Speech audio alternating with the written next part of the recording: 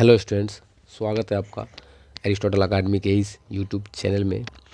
तो स्टूडेंट्स, जैसा कि आप जानते हैं कि इस चैनल पे हम लोग नीट के लिए बायोलॉजी और एनाटॉमी पढ़ते हैं। किसके लिए? नर्सिंग, पैरामेडिकल एंड फार्मेसी के लिए। तो एनाटॉमी के नए लेक्चर में आपका स्वागत है।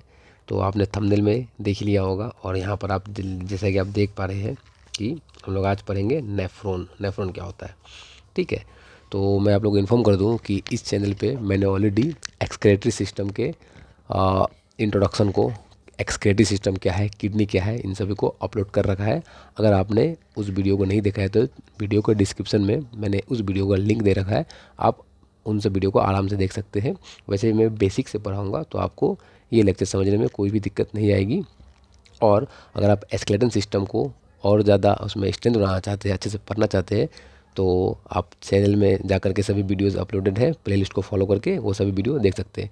तो मैं रिकमेंड करूँगा आप मेरे प्लेलिस्ट को फॉलो कीजिए अगर आपको कॉलेज में एनाटॉमी में एक अच्छा स्कोर करना है। और एनाटॉमी ही बाकी मतलब मेडिकल साइंस में एनाटॉमी बेस बनाता है। तो इसका एनाटॉमी जिसका जितना अच्छा होगा वो बाकी पार्ट्स, मेडिसिन वगैरह, फार्माकोलॉजी वगैरह और पैथोलॉजी सभी कुछ वो अच्छे से समझ पाएंगे। तो एनाटॉमी के साथ अच्छे से डील करना बहुत ही ज़्यादा ज़रूरी होता है। तो चलिए स्टूडेंट्स, स्वागत है आपका एक बार फिर से एरिस्टोटल अकेडमी के इस यूट्यूब चैनल पे। तो आज हम लोग पढ़ेंगे नेफ्रॉन।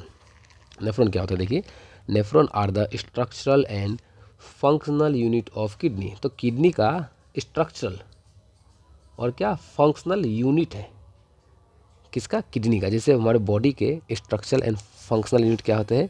सेल होते हैं। वैसे ही किडनी के स्ट्रक्चर एंड फंक्शनल यूनिट क्या होते हैं? नेफ्रॉन्स होते हैं। मैंने यहाँ पर कुछ अच्छे अच्छे डायग्राम ले रखे हैं। मैं आपको कुछ लाइन बाय लाइन कुछ बातों को पढ़ाऊंगा भी, कुछ समझाऊंगा भी। तो आप लोग वीडियो को पूरा देखिए तो आपको सब कुछ समझ में आएगा आसानी से। देखिए, तो एक्चुअली लोकेशन क्या है कि किडनी में नेफ्रॉन होते कहाँ हैं? तो वो यहाँ पर देखिए, ये बॉक्स दिख रहा है आप लोगों को। इस बॉक्स को बाहर बनाया गया है और ये ही जूम करके आपको बाहर दिखाया गया है कि ऐसे करके किडनी में नेफ्रॉन होते हैं। मैंने पिछले लेक्चर में आप लोगों को किडनी के स्ट्रक्चर को समझाया था। तो आप यहाँ देख सकते हैं किडनी की जो अपर पार्ट, किडनी का जो अपर पार्ट होता है उसको हम लोग बोलते हैं कॉर्टेक्स। तो ये वो अपर पार्ट को दिखाया गया है। और अंदर वाले पार्ट को क्या बोलते हैं हम लोग? मेडला। अंदर वाले पार्ट को हम लोग क्या बोलते हैं? मेडला बोलते हैं।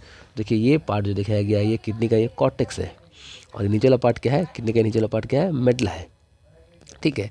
तो देखिए किस तरह से कॉर्टेक्स में और मेडला में नेफ्रॉन बैठे हुए होते हैं। कुछ नेफ्रॉन कॉर्टेक्स टू मेडला पर तक होते हैं, तो कुछ नेफ्रॉन मेडला में नहीं होते हैं, कॉर्टेक्स में खत्म हो जाए। जैसे देखिए यहाँ पर ये नेफ्रॉन दिखाया गया है, ये नेफ्रॉन कॉर्टेक्स में ही खत्म हो गया, मेडला तक नहीं पहुँचा। ऐसे नेफ्रॉन को हम लोग बोलते हैं कॉर्टिकल नेफ्रॉन, जो सिर्फ कॉर्टेक्स में ही खत्म हो जाएगा। और जो नीचे तक आते हैं उसको बोलते हैं जक्स्टा मेडुलरी नेफ्रॉन बोलते हैं, जक्स्टा मेडुलरी नेफ्रॉन बोलते हैं। तो ये एक नेफ्रॉन का सिर्फ पोजीशन दिखाया गया है। यहाँ पर डिफरेंट डिफरेंट पार्ट मेंशन है। उन पार्टों को मैं आपको यहाँ पर नहीं समझाऊंगा वरना आप कंफ्यूज हो जाएंगे। मैं आपको नेफ्रॉन का मैंने और भी स्ट्रक्चर ले रखा है, बहुत ही अच्छा अच्छा स्ट्रक्चर ले रखा है। मैं आपको वहाँ पर दिखाता हूँ कि एक्चुअली में नेफ्रॉन में कौन से पार्ट्स होते हैं, कहाँ कहाँ पे होते हैं और कैसे होते हैं। और उसका डायग्राम में, जिससे मैंने आपको किडनी में अपने हाथों से एक डायग्राम बना के दिखाया था, वैसे मैं यहाँ भी आपको अपने हाथों से एक डायग्राम बना के दिखाऊंगा, ठीक है। चलिए आगे बढ़ते हैं लेक्चर में और देखते हैं बाकी पार्ट्स को। देखिए यहाँ पर एक नेफ्रॉन का मैंने एक इस डायग्राम ले रखा है, जो डायग्राम आपको कंपेरेटिवली आसान लगेगा बाकी डायग्राम के कंपेरिजन में, आप समझ पाएंगे। देखिए यहाँ पर ये क्या है? नेफ्रॉन है ये, ठीक है।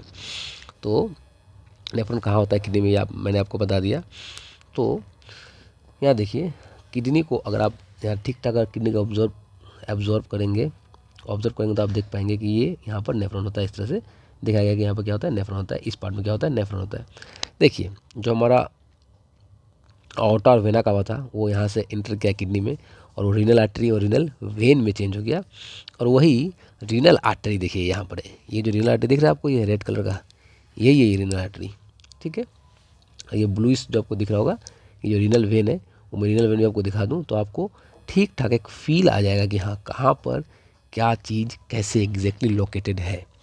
तो ये रेड कलर का जो है ये है रीनल आर्टरी जो किडनी में आया था। ये ब्लूइश कलर का जो है ये है रीनल वेन जो किडनी में आया था, ठीक है। अब देखिए, ये जो आगे जो रीनल आर्टरी है आप देख पा रहे हैं, ये रीनल आर्टरी आगे जा कर के यही यही रीनल आर्टरी देखिए डिवाइड किया, यहाँ पर देखिए आप देख पा रहे हैं, ये रीनल आर्टरी यहाँ पर डिवाइड कर रहा है, एक छोटा सा इसका ब्रांच बन रहा है, और उस ब्रांच को हम लोग क्या बोलते हैं, एफरेंट आर्ट्रियोल। क्या बोलते हैं उसको हम लोग, एफरेंट आर्ट्रियोल। ठीक है, और यहाँ देखिए ये जो रीनल वेन है, ये देखिए ये इधर चला गया, ये यहाँ पर अलग से जा करके बाकी दूसरे पार्ट्स को बनाता है, ये दोबारा ब्लड को रिसीव करता है। जब हम लोग फिल्ट्रेशन देखेंगे, फिल्ट्रेशन पढ़ेंगे, तब समझ में आऊँगा मैं आपको कि ये कैसे काम करता है। आप ये इतना समझ लीजिए अभी कि ये एफरेंट आर्ट्रियोल उसे कहते हैं जो नेफ्रॉन के अंदर इंटर करता है, उसे क्या कहते हैं, एफरेंट आर्ट्रियोल। और जो नेफ्रॉन से बाहर निकलता है उसे कहते हैं इफरेंट आर्ट्रियोल। नेफ्रॉन के अंदर आने वाले बोलते हैं एफरेंट आर्ट्रियोल, बाहर जाने वाले बोलते हैं इफरेंट आर्ट्रियोल। और अंदर में जाकर के ये कैप लाइक स्ट्रक्चर, एक गुच्छा बनाता है। यहाँ देखिए आप, एक गुच्छा बनाता है, इस गुच्छे को बोलते हैं हम लोग ग्लोमेरुलस। मैं धीरे धीरे एक एक पॉइंट को समझा रहा हूँ, आप वीडियो को आराम से भी देख सकते हैं, बहुत ही आराम से देखिए, सभी पार्ट्स को मैं समझाते चल रहा हूँ। एफरेंट आर्ट्रियोल आने वाले को, इफरेंट आर्ट्रियोल निकलने वाले को, और अंदर जाके इसने जो गुच्छा बनाया उस गुच्छे को बोलते हैं ग्लोमेरुलस। ठीक है, अब देखिए, अब ये गुच्छा जिस स्ट्रक्चर में बैठा हुआ है, ये गुच्छा है, ये जिस स्ट्रक्चर में बैठा हुआ है, उस स्ट्रक्चर को हम लोग कहते हैं बोमेन्स कैप्सूल। उसे हम लोग क्या कह देते हैं, बोमेन कैप्सूल कह देते हैं। फिर देखिए यहाँ से ये एफरेंट आर्ट्रियोल से क्या होता है, ब्लड अंदर आता है, और इफरेंट आर्ट्रियोल से ब्लड बाहर जाता है, और ये कैपिलरी फिर यहाँ से इस तरह से डिसेंड करता है और जा करके मिल जाता है हमारा रीनल वेन से, और फिर रीनल वेन से ये ब्लड बॉडी के बाहर चला जाता है, किडनी के बाहर चला जाता है। यहाँ से किडनी के अंदर ये ब्लड आता है, और यहाँ से किडनी के बाहर ये ब्लड जाता है। ब्लड के सर्कुलेशन को कैसे फिल्ट्रेशन होता है इसे मैं और डिटेल में समझाऊंगा। अभी मैं सिर्फ आपको पार्ट से इंट्रोड्यूस करवा रहा हूँ, ताकि जब मैं आके इन पार्ट्स को पढ़ाऊँ तो ज़्यादा प्रॉब्लम आपको ना हो। ठीक है, देखिए, तो बोमन कैप्सूल मैंने आपको समझाया, मैंने आपको एफरेंट इफरेंट आर्ट्रियोल समझाया, मैंने आपको ग्लोमेरुलस समझाया। बोमन कैप्सूल वो स्ट्रक्चर है जिसके अंदर ये ग्लोमेरुलस मतलब वो गुच्छा रखा हुआ है। बोमन कैप्सूल आगे जाकर के देखिए इस तरह से कॉइल हो रहा है, मतलब यही नेफ्रॉन का जो पार्ट है, और नेफ्रॉन का पार्ट आगे जाकर क्या बना रहे हैं, कॉइल बना रहे हैं। उस कॉइल को हम लोग बोलते हैं प्रॉक्सिमल कॉन्वोलेटेड ट्यूब्यूल, जो कि प्रॉक्सिमल कॉन्वोलेटेड ट्यूब्यूल यहाँ पर मेंशन नहीं है, तो मैं इस पार्ट को बोल रहा हूँ, इस पार्ट को बोल रहा हूँ, मतलब यही पूरा पार्ट है। इसको हम लोग क्या बोलते हैं, प्रॉक्सिमल कॉन्वोलेटेड ट्यूब्यूल। क्या बोलते हैं इसको हम लोग, प्रॉक्सिमल कॉन्वोलेटेड ट्यूब्यूल। इसको प्यार से बुलाते हैं PCT, प्रॉक्सिमल कॉन्वोलेटेड ट्यूब्यूल बुलाते हैं। वही पार्ट आगे जाकर के देखिए नीचे आया, और यहाँ से इसने बना दिया, यहाँ से बना दिया लूप ऑफ हेनली। इस पार्ट को क्या बोलते हैं हम लोग, लूप ऑफ हेनली। क्या बोलते हैं इसको हम लोग, लूप ऑफ हेनली। ठीक है, अब देखिए, मैं अगर आपको लूप ऑफ हेनली को अच्छे से अगर यहाँ पास में दिखाऊं, तो पहले आप बात को ये समझिए। मान लीजिए मैंने इस चीज़ को मैंने इतने को मैंने बाहर ड्रॉ किया, इस चीज़ को मैंने कहाँ किया, बाहर ड्रॉ किया। ठीक है, तो लूप ऑफ हेनली जूम कर दिखाता हूँ, लूप ऑफ हेनली कैसा होगा देखने में कुछ।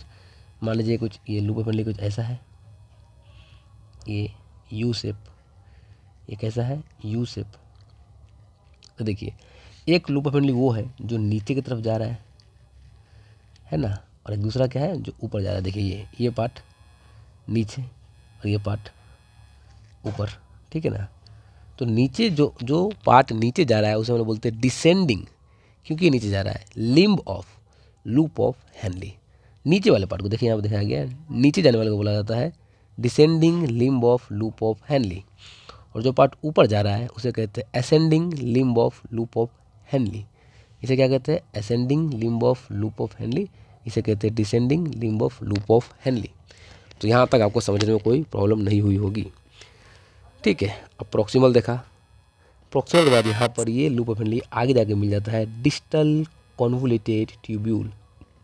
जैसे वो प्रॉक्सिमल था, ऐसे ये डिस्टल मतलब दूर, प्रॉक्सिमल सामने वाला, और ये आगे जाके मिलता है कलेक्टिंग डक्ट में। कहाँ मिलता है, कलेक्टिंग डक्ट में। यहाँ से वो चला जाता है यूरेटर के पास, वो यूरेटर चला जाता है यूरिनरी ब्लैडर में। तो आपने पिछले लेक्चर में मैं आपको रिकमेंड करूँगा कि आप जाकर के एटलीस्ट एक बार यूरिनरी सिस्टम के बेसिक बातों को एक बार देख लीजिए, ताकि आपको ये सब कुछ समझ में आए, है ना।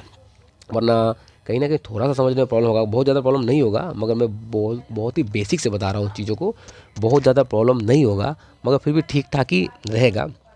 ठीक है, अब मैं आपको बताता हूँ। देखिए, मैंने अभी नेफ्रॉन आपको बताया, मगर नेफ्रॉन का भी मैंने सिर्फ आपको स्ट्रक्चर बताया।